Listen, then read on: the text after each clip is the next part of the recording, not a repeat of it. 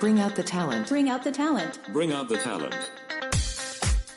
Welcome to Bring Out the Talent, a podcast featuring learning and development experts discussing innovative approaches and industry insights. Tune in to hear our talent help develop yours. Now here are your hosts, TTA's CEO and President, Maria Melfa, and Talent Manager, Jocelyn Allen. Welcome, everyone. This is Maria. Hey, everyone. It's Jocelyn. We're back again. Maria, I am so excited that it's finally springtime in Massachusetts, let me tell you. Yes, absolutely. Today, it seemed like everybody was driving, windows down. Music. Yes, right. Those driving songs that we wait for this time of year. Absolutely. Yep. I'm feeling good. Well, when I was driving in, I heard Mercy, Mercy Me on the phone, which is one of my favorite songs. So that was a good vibe. Good vibes today. Yes, I agree.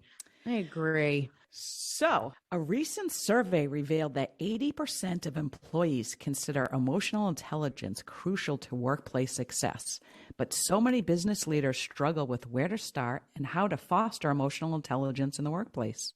With so many organizations recognizing the importance and value of EI, they're left with the question, where do we begin? In this episode, we answer those questions and learn from an expert how to help leaders and teams become more emotionally intelligent with our expert, Themum Crawford. Themum is an accomplished hands-on learning and development consultant with deep practical experience in varied workplace environments. She has the unique ability to expand facilitation on topics into related principles, concepts, and theories while building an open and comfortable learning environment. Welcome, Themum. Thank you, Maria. It's a pleasure being here today. Just really looking forward to this. And that song, Mercy, Mercy Me, oh my goodness. You don't know, I am a singer too. I do sing. I saw you jamming, I got into my zone. Yes. Oh, wow. I saw it. Wow. I love Absolutely.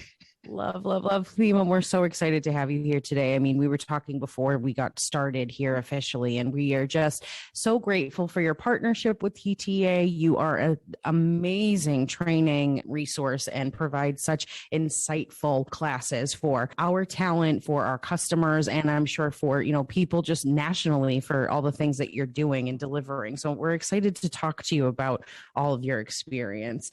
Can you tell us what got you into this field? How did it all start and how has it evolved? Because I mean, even in the years that we've known you, you've taken quite a journey with us. So let's talk about it. Sure.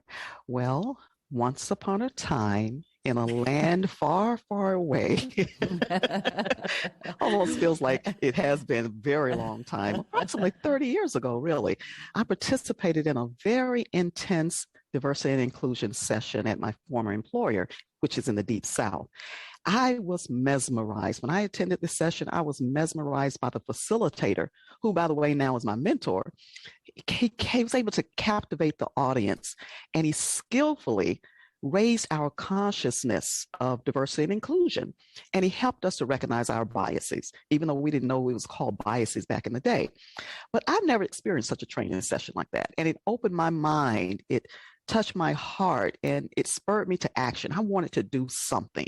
Once I left that session, I said, okay, what can I do? I wanted to do something because I wanted to help bring people together regardless of who we are, what our differences are, or even our life experiences. So I started working. I started reading a lot about diversity and race relations and biases, and I attended seminars and watched videos. I was hooked. That's what it was. I just got hooked. So shortly after that, I was selected as one of 15 people who went through a 2-month very intensive introspection training program. I learned so much about myself, so much that it blew my own mind about myself. And sometime later, the company gave me an opportunity to travel the United States facilitating diversity and inclusion sessions. And at that point, I witnessed how those sessions opened the hearts and minds of my colleagues. It touched people's lives in a way that has made a lasting impression on those who experienced it. And during those days, these sessions were like 5 days in a row with the same group of people. Yes, we covered a lot during that time. Unlike today, where companies sometimes can't allow employees to be away from their jobs for such an extended period of time, and not to mention the attention span of most people, and they have a much shorter attention span now. But I'm still hooked, So that's where my journey began. I love that story. 1 in 15 people. That's Yes, outstanding. yes. Can you tell us a little bit more about like the intensive program that you attended? Like, what was that like, and what were some of the things that you learned? Well, oh wow, that's a $1 million question because it's so much. It was based on those things that we do that we don't realize that we're doing, things that we say, we don't realize what we're saying, and how it can impact someone and create barriers for us for effective communication. So I learned that I had some stereotypes about people. And I was like, really, me? I couldn't believe that. Well, once we went through the session, and there were some one-on-one interactions where people will call you out on things that they remember you saying and things that you're doing. So once I start realizing that I harbor some of these things as well, those are things I just want to stop. I want to squash those. But what I started to do is I said, let me put my stereotypes in front of me so that I can manage them rather than them managing me. Because once they start managing me, I might do something or say something that can hurt someone's feelings or very inappropriate. And then I've got to backtrack and apologize for some of those things. So I wanted to better myself. And so that's just a snippet of some of the things, but very, very intense, like a 2-month, training program. Yes. And eye-opening, like you said. Very eye-opening. Very eye-opening. That's incredible. Yes. Does that program still exist? It does not. It does not. Just some portions of it, but the organization, like I said, organizations don't allow employees to be away for that long a period of time. So now it went from me facilitating 5 days to 3 days to 1 day to a couple of hours. So it's just like, it's just kept, just being so much smaller. Yes. Yeah. Well, there's many different definitions for emotional intelligence. For our audience, can you tell us what you believe emotional intelligence is and why it's so important for leaders and teams in the workplace? Sure.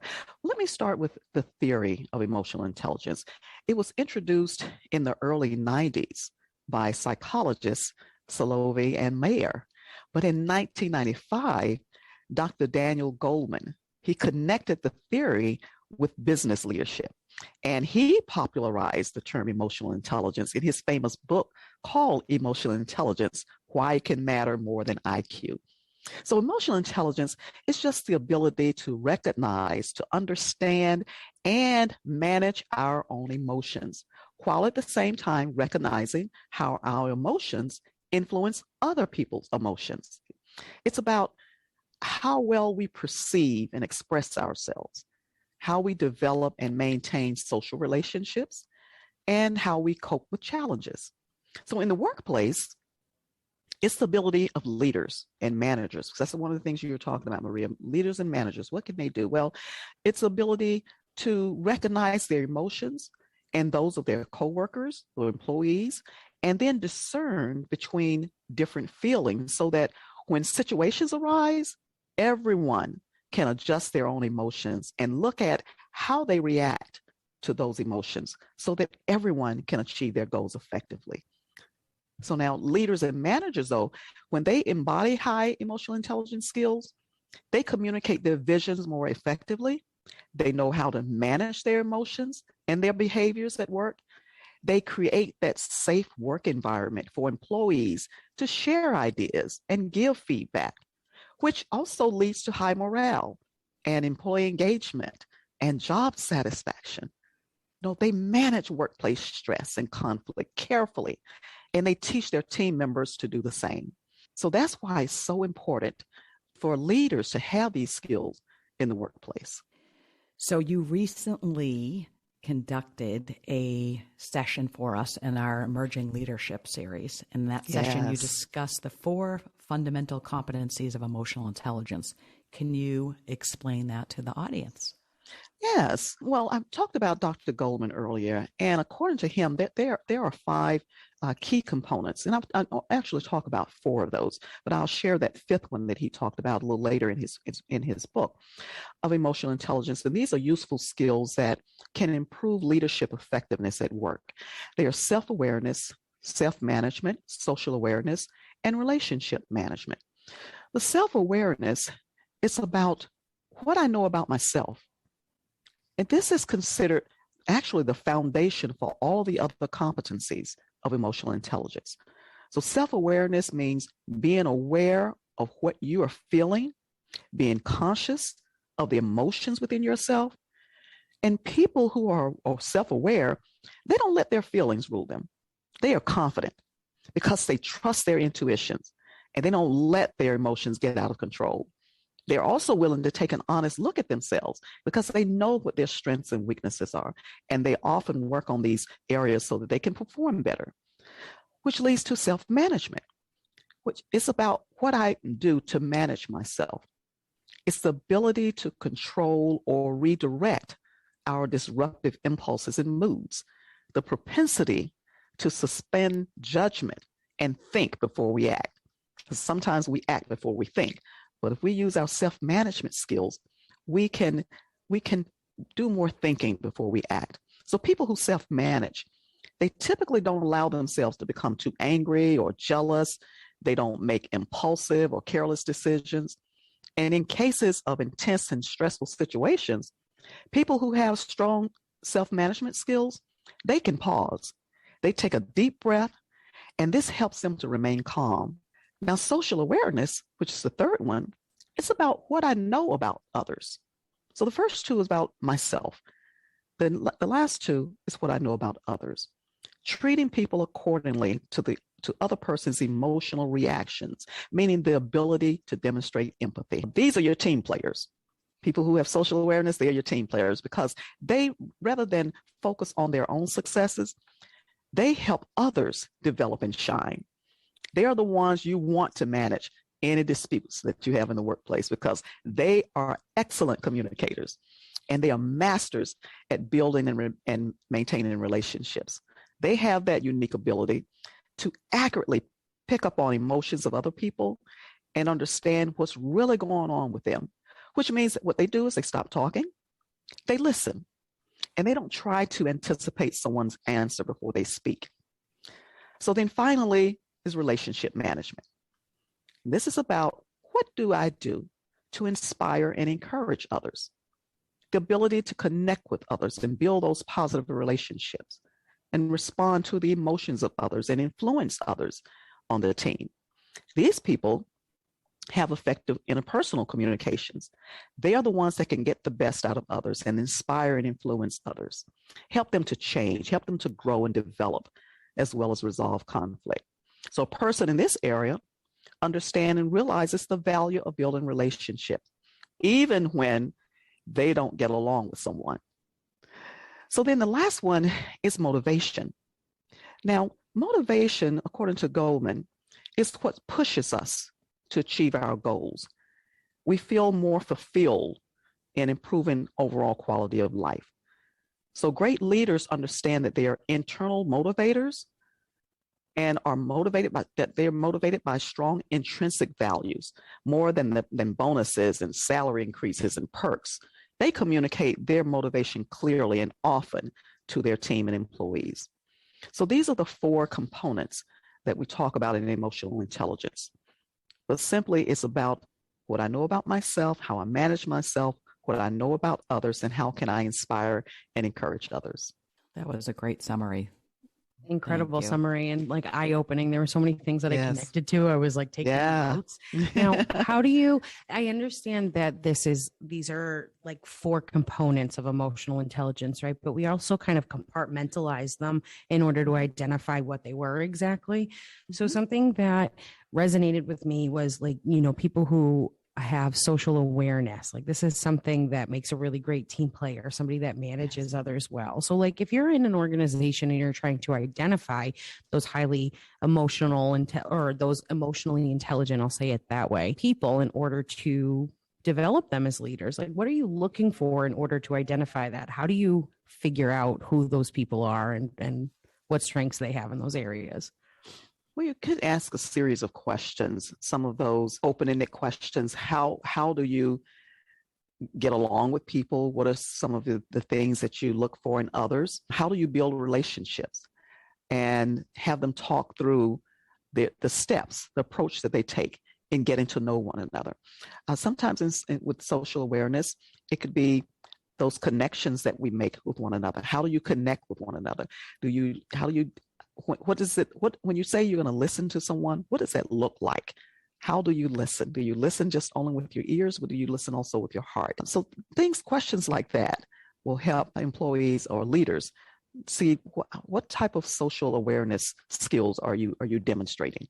So we're all human. We all experience a wide range of emotions, but let's dive into emotional intelligence and like behaviors, how this affects people's performance overall.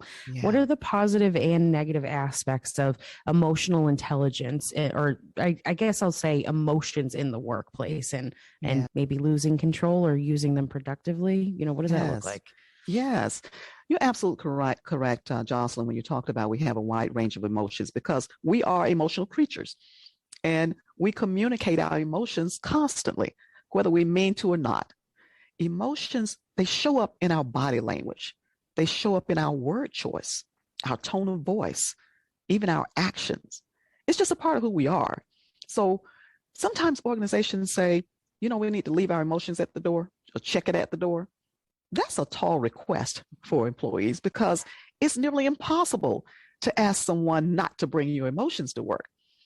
Emotional labor and emotional work, they both have negative aspects to them, which includes feeling stress at work, feeling frustration, or even exhaustion. And that leads to burnout.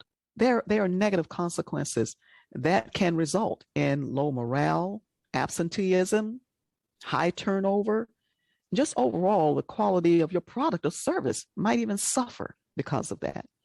But employees who experience positive emotions, they're shown to have higher job satisfaction and higher morale, greater job performance, and even greater commitment to the organization. They want to stay rather than leave organizations. So there are some positive ways that your emotion can affect you overall, like in the workplace, because it's good to be connected to those things and make heartful decisions, when the scenario presents itself correctly.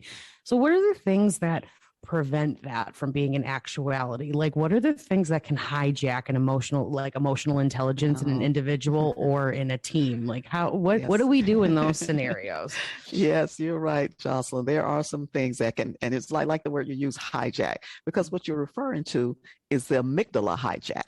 That's what it is. It's the amygdala hijack. The amygdala is in the middle part of our brain, and it's responsible for responding quickly to a threat, whether that threat is real or not. And it's often personal. It's the emotional response. It's immediate, and it's overwhelming and can be totally out of proportion with the actual situation, because it's triggered a significant emotional threat. So in other words, it's when someone loses it. We've had a situation and we lose it, or seriously overreact to something someone said or someone does. We sometimes say, they just lost their mind. Did you see what Jocelyn just said, what she just did? She just lost her mind. Well, that's actually what happens. We've actually lost the ability to manage our reactions to what triggered us. These days, most of us are encountering so many situations that we've never had to even think about, from the overall pandemic, wearing masks versus no mask, the rise in food and gas prices, violence in the schools and workplaces. There are so many pressures and stresses of life, work, and relationship. And there's anger, there's aggression, anxiety, fear. These are all emotional triggers. So when we are faced with any of these situations, they're considered threats. And unless we disrupt this hijack and use our self-management skills, we may be unable to think clearly during the hijack.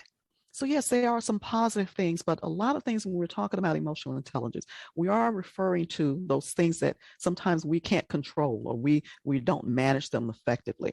And a very recent example of this is the now infamous slap. Yeah, everybody is talking about it. Even this past Monday. I'm not familiar. No. We don't talk about Jada. No. I love you. Yes. And you're right. Everybody's talking about it now. Even this past Monday, I was listening to Dr. Phil. He had a panel of experts on the show examining Smith's facial expression, his body language, his word choice, and more importantly, the action he took. But the consequences of his action, it really is now far greater than what we or probably he could ever have imagined. Wouldn't it be great though if we could just identify our triggers ahead of time? Most of the time we don't even realize what we've done until it's too late. But let's go to the workplace though. For an example, you may be talking to a team member and they appear not to be listening to you, or they ignore what you're saying, or maybe talk over you, or there may be a coworker who keeps talking to you while you're trying to concentrate on work. That could be a trigger. And then the amygdala can take over. And now your brain has been hijacked and you snap.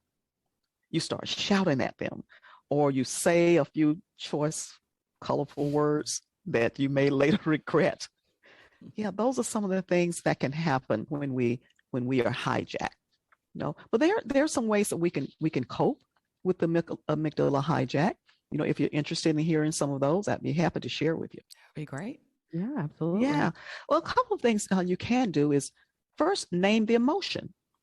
If whatever you're feeling, whether it's sadness or anger or whatever, just say, I'm sad, I'm mad. This is not the right time. And it could be enough to make this feeling less intense, and then bring your brain back to a rational mindset. Or you can do that 6-second rule. 6 seconds means to delay any kind of response for about 6 seconds to prevent the amygdala from taking control and causing that emotional reaction. Next, to breathe. Just take a moment and breathe. Breathing can be powerful. It can be a powerful tool when there's a heightened situation. And taking control of breathing in stressful situations can allow thoughtful decisions, which are not driven by our emotions. And then you could get up, change the setting, move around, see things from a rational perspective. Or you can also share something with a trusted friend or colleague. When you're feeling a lot of emotions, sharing these feelings with a trusted person can perhaps help our amygdala feel less threatened. And it can encourage, once again, the use of the thinking part of our brain, because that's what happens. We stop thinking and we start acting or reacting, if you will. Right. Okay. That's what the heart tells us to do, right? The hijack word's coming again. It really just overtakes everything, because that's where you feel that, right? Yes, you don't we feel the brain Yes. so much. It's like it's there. It's pretty much telling my heart what to do, like whatever Right. science, but the heart is what tells us what to do. Yes, very, very Right. interesting. Very, very Right. interesting. I like that you put science to it. I think that resonates with me a Mhm. lot, because it's not just kind of theory at that point, what we're Yes. doing, and kind of like, well, imagine this and how you feel in this direction. Yes, Right. that's all relatable content and necessary for kind of making those connections. But if you understand that literally there's a part of your brain that will create this menace for you if you don't just kind of like take a step back and breathe it all in Yes. and realize what's actually going on. I love making those connections and kind of bringing it back to something that's home and makes sense. So Yeah. thank you for that. Themum, I have to hire you to jog with my husband every day. Oh my and be goodness. his EI coach, Right. because that's his biggest problem. He Yes. gets like road rage sometimes. Oh my goodness. Sometimes I tell people that sometimes in some of my training sessions I talk about it. And so like as you mentioned too, Jocelyn, about something that's relatable. And I ask people, let's say, imagine you're in traffic. You're going somewhere, you need to get there at a certain time, and you're in traffic, and the next thing you know, someone has cut you off They've cut you off in the middle of traffic. And now, as you're encountering this, you're hoping that they're looking through their rearview mirror because you are so animated. You are got your head rolling and you're saying all these words and you're pointing that finger, not this finger, but you're pointing a finger at them, right? And letting them know how frustrated you are. And you're saying all kinds of words to them. That means that, okay, my amygdala has taken over and I've lost control. But then, you know, there's a person called Kahneman. Kahneman, he wrote a book called Thinking Fast and Slow. And that's our fast brain that's thinking there. That's that amygdala. But then he also talked about that system 2 thinking. That's that slow, rational part of our brain, where if we're in traffic and someone cuts us off, and then we happen to look in the back seat and realize that we got some little people in the back seat, and we're like, uh-oh. You would turn around, we look at them and say, now, don't you ever say that. Right. Just kidding. I was just joking. Yes. Oh. That's great. Now we do have the ability. We have the ability to self-manage. But you're right. It's that extra second that you take to be like, what's actually going on here, right? Yeah. Right. No, we'll teach you that when you're older, kiddos. No, right. Just kidding. I love it. Just kidding. Well, my daughter's 16 years old right now, and she is in the process of getting her permit. So I always say to my husband, this is really not a great example. Dial it in, friend. Exactly. Right. So, you may have to have some cue cards, Maria. Yeah. We got to start. That's for sure. He needs to be listening to Mercy Me on the way in too, right? No, but I think that's what sets him off more than anything. Right. So, oh God, I hate. It's at the point where I hate driving with him. Oh wow. Yes. We need to give him an emotionally intelligent IQ test. Yeah, that's it. They're okay. That's true. That's true. They are out there. Yeah. They are out there. See, I'm super curious about that because I'm wondering, like. I often think too that maybe a lot of people feel as though they are emotionally intelligent because they have friends and family members that they get along with, right? Because isn't it natural to think that? But realistically, I think emotional intelligence is all scenario based and what you do with the particular situation that you're in. So I'm very curious of like what my actual EQ is. So like, are there assessments? Like, what do you recommend? I want to take one. Yes, sure. And you mentioned EQ, and for those who are not familiar with EQ, it's emotional quotient. That's what it means, and that is the assessment. And it can be done separately. They're free. There are a lot of those that are free on the market right now. So I'd encourage anyone just to take any of those online. And they don't take very long to do. But I'd probably recommend the Emotional Quotient Inventory 2.0. This one is based on the book by the same name by Dr. T. Bradbury. It's called Emotional Quotient Inventory 2.0. It's a skill-based assessment. And I like it because it's based on the 4 emotional intelligent components that I shared with you earlier. It was developed from 20 years of global research, and it was the first scientifically validated assessment. And now the Emotional Quotient Inventory 2.0 is the most extensively used emotional intelligence assessment in the world. Wow. So that one, I would highly recommend. They really need to do this teaching and training at our kids' schools. Yes. You know, if they got this training when they were younger, I agree. And reinfreshment.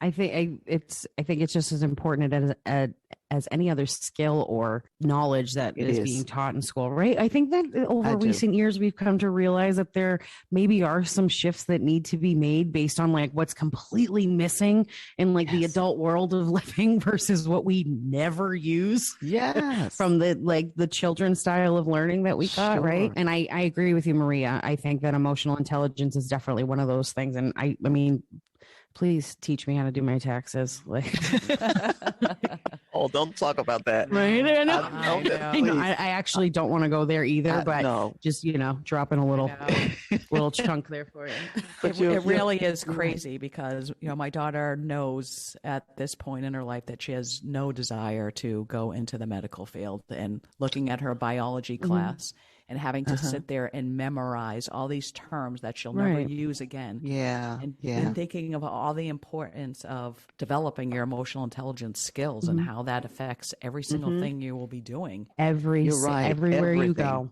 Yep. It's with you everywhere you go, no matter, I mean, even if you're waking, when you get up in the morning or whenever time you get up, whether it's drinking coffee, water, or cold caffeine beverage, taking a walk, during laundry, whatever it is, EI is with you. You see, we have to be intentional about practicing our EI skills on a daily basis with family, friends, coworkers, wherever we go. You're right. And it's about being intentional and practicing them all the time. So I'm in agreement. I'm in total agreement that if it could be taught earlier in grade school, I think we'll have a lot less of people emoting in those negative ways. They just have no self-realization on any of this stuff. Right. Exactly. So if they could start young and start realizing, okay, these are the skills that I need to develop. Exactly. And they would be much better off than having to change somebody when they're in their 40s, 50s, 60s, and later. Right. And gives them a confidence to navigate in a certain way too, so that they can manage those expectations for themselves, right? And where they want to go in the future when they're hearing those no's and whatever it is that they're attempting to tackle. Yeah, it is the most multifaceted skill that you can, and characteristic, I'll call it, that you can have. I believe that. I call them requisite skills. It's it's something that you need, before you manage anything else, because, you manage things, but you direct, you train, you develop people, you inspire people. And that's what this is about. It's about, not about the technical aspect of work and whatever, but it's about people. So we can manage those things and manage ourselves first. That's the first foundation. Manage ourselves and know what our triggers are. I think it'll help a long way. So we talked about some of the negative consequences. So when you are working with companies, are there any examples that you could share about what happens when you have a leader that has low emotional intelligence? That's a good question, Maria. When running a company, it doesn't matter the size. Leaders can fall into several traps. One of them is that they get so busy that they ignore the cues of employees' dissatisfaction. There are times when leaders are more reactive than proactive regarding certain situations, and sometimes they allow conflicts to go unresolved because they are so overwhelmed themselves.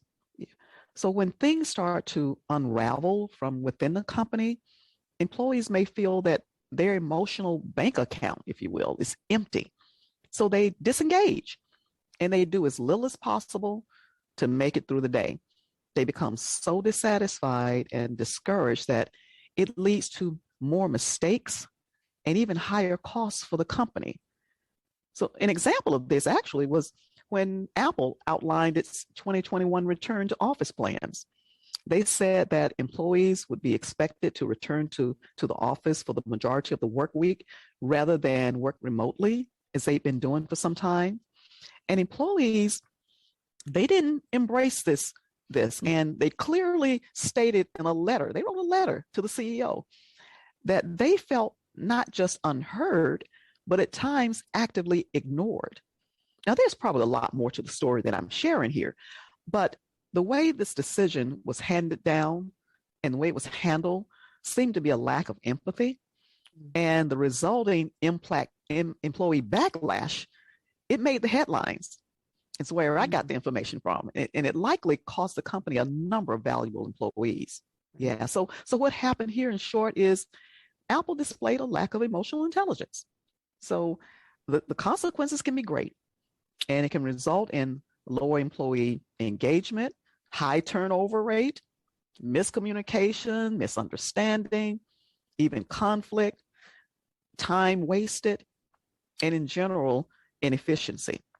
Because when employees feel undervalued, or if they feel their contributions don't matter, these feelings impact morale. So guess what happens? They start to brush up their resumes. They start planning their escape.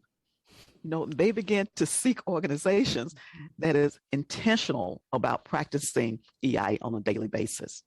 So yeah, there are a lot of consequences. That's an interesting example to share with us today, because you do see that happening all over the place now with organizations saying we want everybody back full time. And right. So it is interesting, because I've always liked to have everybody in the office. Well, I guess, before the pandemic, because I felt like it was just so important for teamwork and collaboration. But I've learned so much over the years that, I love having the best of both worlds, and how we operate now is we let the employee choose on what they want to do. So we have some employees that come in every day. We have some that come in one day a week. And we certainly have a lot of employees that don't even, live in state. So they're never coming into the office. But I think you really get a lot more from your employees when you can respect and understand their situation. And that's exactly what it is. And that's what I think Apple ran into that situation. They didn't really understand their employees' situation. And everybody has a different situation. Yeah. Yes. So we learned a lot through these last 3 years, given that we were out, we were not face-to-face in the workplace, we were working remotely, and people now become comfortable with that. And now they've rearranged their lives. So we've got to listen to that and see, what we can do to work within those parameters. Right. Yes. I can attest to what Maria was saying about allowing employees to kind of manage their own expectations of schedule in that regard, because when it comes down to it, like, I have a toddler, I have a 3-year-old, and they're busy, and I'm trying to get him active in a lot of stuff, and they're also gross, so they get sick all the time, and they have doctor's appointments like crazy and all this kind of stuff. And when it comes down to it, like, if I'm able to work from home, pop out for a doctor's appointment or whatever it is, like this, I can make that switch anytime I need to. And so I'm just speaking not only to Maria, like, thank you for that. I say it all the time, and I adore you for it, because I saw like how the adjustments were being made as things continued to stay on track. So like, I just appreciate you so much for that. But also to other organizations that, like, you put that trust in your employees and they will give it right on back to you. Like, I promise you, they will give it right on back out of sheer appreciation and wanting to maintain that expectation for themselves. So that's my little 2 cents on the matter for everyone listening. But to wrap things up, since we talked about so many wonderful things, we've talked about strategy, we've talked about the neuroscience of it, we've talked about what it actually means to be emotionally intelligent. So what about those people who are really taking their first steps to kind of thinking about this in their organization? What are some tips and tricks that you can give somebody listening to say, here's how you can get started today on thinking about this a little bit more intentionally? Yes, thank you, Jocelyn. There are a few things that people can do. First, the good news is that EI can be learned. This is something we can be learned. And there are things that we have to be intentional about. So I can recommend, let's say, 5 things for your listeners to do to practice communicating in an emotionally intelligent way. First, acknowledge your feelings, but also acknowledge other person's feelings. So the next time you notice someone expressing a strong emotion, ask them about it. Then listen intently and summarize what you heard from them. This way, you're validating their emotions and you're demonstrating empathy and helping them feel understood. Second, you can take notice of your thoughts and emotions. This means you need to slow down, take in all that's in front of you so that you can understand how your emotions influence your behavior. And don't hold grudges. Holding on to grudge means you are holding on to stress. And emotionally intelligent people know how to avoid this at all costs because they know how to slow themselves down. They use their self-management skills to do so. Get some sleep. Sleep. It is very important. Get an adequate amount of sleep because your self-control, your attention, and memory are all reduced when you don't get enough sleep, which is often the one thing that keeps you from getting things out of control. And then when you care, show you care. When you appreciate something that someone else has done, let them know about it. Don't wait later, tell other people about it. Tell them specifically, because your praise will build some fierce loyalty, and it will inspire your people to work even harder. So, and the last thing I'd say is humility. Humility can be a wonderful quality. It doesn't mean that you are shy or lack self-confidence. When you practice humility, you can be quietly confident about it, and you give others a chance to shine. You put focus on them and don't worry too much about getting praise for yourself. So all these things, for me, it wraps up to leading by example. that positive example. Yes. Excellent. A little nutshell nugget, lead by example. I love that. Excellent Love that. examples. Themum, you are so wonderful. And to continue on this wonderfulness, we're going to now break into our TTA 10 segment.